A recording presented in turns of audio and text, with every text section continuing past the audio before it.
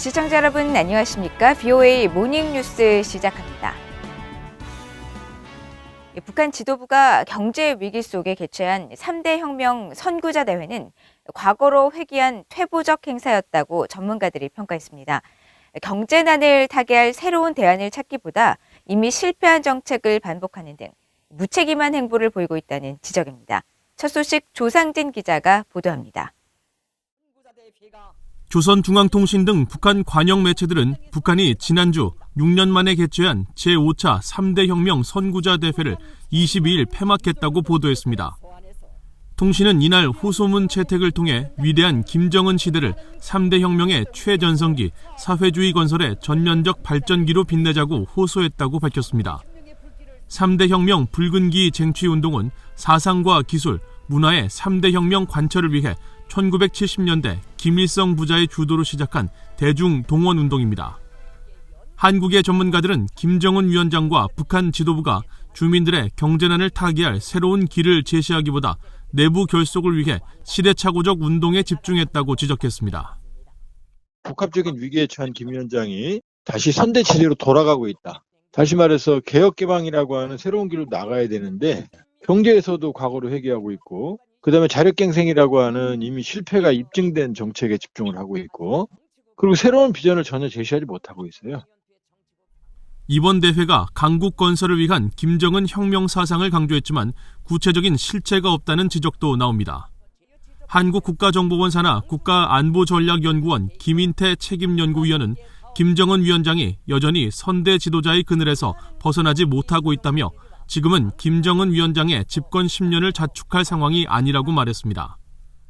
모든 게 다 세습 정권이잖아니까. 예를 들면 노동당의 핵심인 지도사상 하면 지도사상도 김일성 김정일주의거든요. 아직까지는. 그러니까 모든 걸 종합해 보면 김정은만의 혁명사상이라고 정립할 내용은 지금 모호한 상황이지 않습니까? 통일연구원 홍민 연구위원은 김정은 위원장이 이번 대회를 통해 난관 돌파를 위한 새로운 대안보다 당분간 내부 경제 희생을 감수하겠다는 의지를 더 분명히 한 것으로 풀이했습니다. 그러면서 북한 지도부가 미국과의 협상력을 높이기 위해 주민들에게 희생을 더 강요하는 상황이라고 말했습니다. 북한이 미국과의 협상력을 높이기 위해서는 양보하거나 수그러드는 것이 아니라 오히려 더 불가역적으로 강해져서 좀 더 자신의 협상력을 더 높이는 쪽으로 이제 가겠다 이렇게 선택을 한 것 같아요. 그런 선택을 하다 보니까 내부적으로 통치에 필요한 여러 가지 경제적인 부분이라든가 이런 부분들을 희생할 수밖에 없는 상황이 됐고 그래서 결국은 퇴행적으로 구호를 가져올 수밖에 없는 상황이다. 이렇게 보여집니다. 전문가들은 북한의 과거 회귀적 행태는 김 위원장이 핵무력 완성 이후 경제 발전을 도모하려 했던 지난 10년간의 전략이 실패한 결과라고 평가했습니다. 정상적인 정부라면 실패한 정책을 바로잡는 대안을 제시해야 국민의 지지를 얻을 수 있지만 독재 국가인 북한은 정권 교체에 대한 우려가 적어 주민의 복지보다 체제 수호와 결속을 고집하고 있다는 지적입니다. BOA 뉴스 조상진입니다. 북한 정권에 52년 전 납치된 한국인의 아내가 남편을 반세기 넘게 기다리다가 재회의 꿈을 이루지 못한 채 결국 세상을 떠났습니다. 아들은 너무 비통하다면서 남북한 정부의 아버지의 생사 확인과 송환 노력을 거듭 촉구했습니다. 김영건 기자의 보도입니다. 1969년 북한 정권에 납치된 칼기 납북 피해자 중 한 명인 황원 씨의 아내 양성래 여사가 20일 반세기 넘게 기다렸던 남편을 끝내 보지 못한 채 결국 눈을 감았습니다. 아들인 황인철 칼기 납북 피해자 가족회 대표는 이날 어머니의 별세 소식을 알린 뒤 21일 BOA에 너무 비통하다고 말했습니다. 저희 어머니는 평생 저희 아버지를 기다리면서 지금까지 혼자 살아오셨습니다. 그리고 저한테 늘 말씀하신 것이 저희 아버지가 이 세상에서 가장 멋있는 남성이라고 항상 말을 했고요. 아버지를 단 한 번만이라도 보고 싶다는 말로 저한테 얘기해 주셨는데 저는 아버지의 송환을 위해서 노력을 했지만 아직 송환을 이루지 못해서 너무도 비통한 마음으로 저의 어머니의 죽음을 맞이하고 있습니다. 칼기 사건은 북한 공작원이 1969년 12월 11일 강원도 강릉에서 출발해 김포공항으로 향하던 대한항공 여객기를 납치한 사건입니다. 북한 당국은 당시 탑승자 50명 중 39명은 이듬해 송환했지만 MBC 방송 PD였던 황원 씨 등 승객 7명과 승무원 4명 등 11명은 돌려보내지 않았습니다. 유엔이 지난해 이 사건을 자의적 구금 등 강제 실종 피해로 판정하고 북한 정부에 황 씨 등 납치 피해자들에 대한 생사 확인과 송환 등을 촉구했지만 북한 당국은 묵묵부답입니다. 황 대표는 성탄절이면 남편과 아버지가 돌아올 것이란 기대로 모자가 반세기를 버텼다며 이제 자신에게 아버지의 사건을 끝까지 마무리해야 할 책임이 있다고 말했습니다.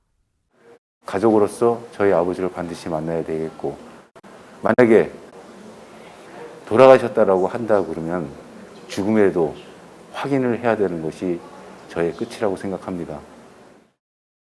유엔과 한국 정부에 따르면 북한 정권은 6.25 한국전쟁 때 민간인 10만여 명을 납치했으며 전후 납북 피해자 3,835명 가운데 황원 씨 등 516명이 가족에게 돌아오지 못한 채 계속 북한에 억류돼 있습니다.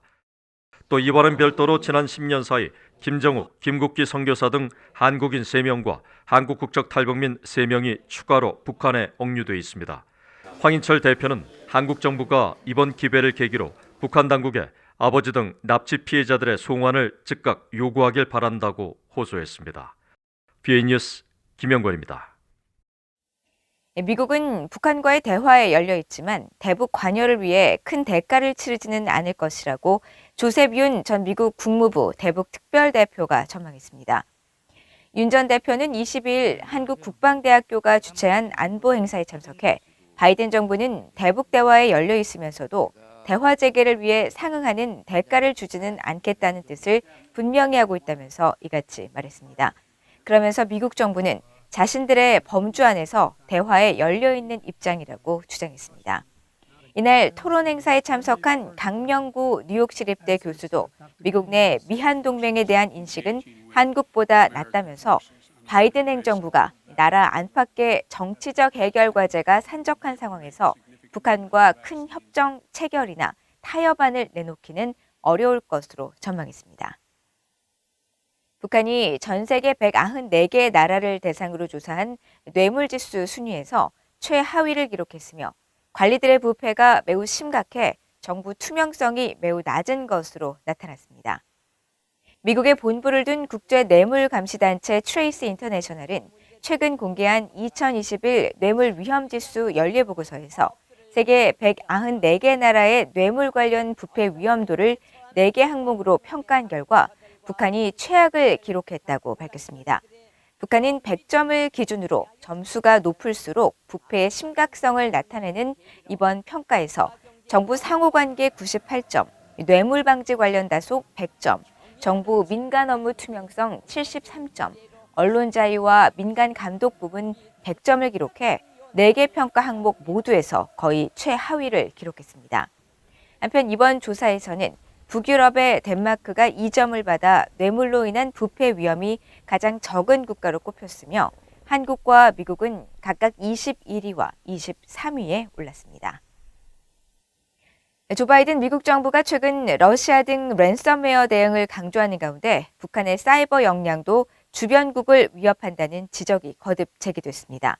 또 북한 연계 해킹 조직이 올해 사이버상에서 신분도용 공격에 집중했다는 분석도 나왔습니다. 박형주 기자가 보도합니다. 바이든 행정부의 사이버 안보 정책을 총괄하는 크리스 잉글리스 백악관 국가사이버국장은 18일 민간단체가 주최한 사이버 안보 관련 회의에서 북한이 최근 미국 정부의 랜섬웨어 대응 국제회의를 비난한 것에 대해 질문을 받았습니다. 잉글리스 국장은 이에 대해 당시 회의에 참석한 35개국 모두 랜섬웨어는 미국뿐 아니라 모든 나라의 문제라는 인식을 공유했다며 북한 정부의 비난은 대응할 가치가 없다고 일축했습니다. North Korea would say that. That's not the least bit surprising. I just don't think that I have, any sense of credibility in the spokesperson there. 사이버 안보를 주요 국정 현안으로 다루고 있는 바이든 행정부는 지난 2일 한국과 일본 등 35개국과 함께 랜섬웨어 대응 국제회의를 개최했는데 북한 외무성은 최근 이와 관련해 미국은 세계적인 해킹 공격 사건이 일어날 때마다 병적 거부감을 가지고 우리를 때도 없이 걸고 들고 있다고 주장하며 이는 허위와 날조로 일관된 또 하나의 반공화국 모략극이라고 비난했습니다. 미국이 최근 범정부 차원에서 사이버 안보를 강조하는 것은 미국 연방정부기관과 인프라망 등을 겨냥한 러시아발 랜섬웨어 공격이 직접적인 원인이지만 북한 또한 국제사회에서 악의적인 사이버 행위자로 지목되고 있습니다. 북대서양 조약기구 나토의 미르시아 지오아나 사무부총장은 18일 아일랜드 경제연합회가 개최한 사이버 안보 회의에서 중국과 러시아와 함께 북한을 지목하며 이들 국가들이 사이버 역량 등을 증강하며 주변국을 위협하고 있다고 지적했습니다. Countries like North Korea use cyber, drone and missile technology to threaten neighbors and further their interests. 이런 가운데 미국의 사이버 보안 전문 업체인 프루프 포인트는 이날 북한 정부와 연계된 TA406이라는 이름의 해킹 조직이 올해 사이버상에서 갈취, 사기, 첩보 활동을 집중적으로 펼쳤다는 내용의 보고서를 발표했습니다.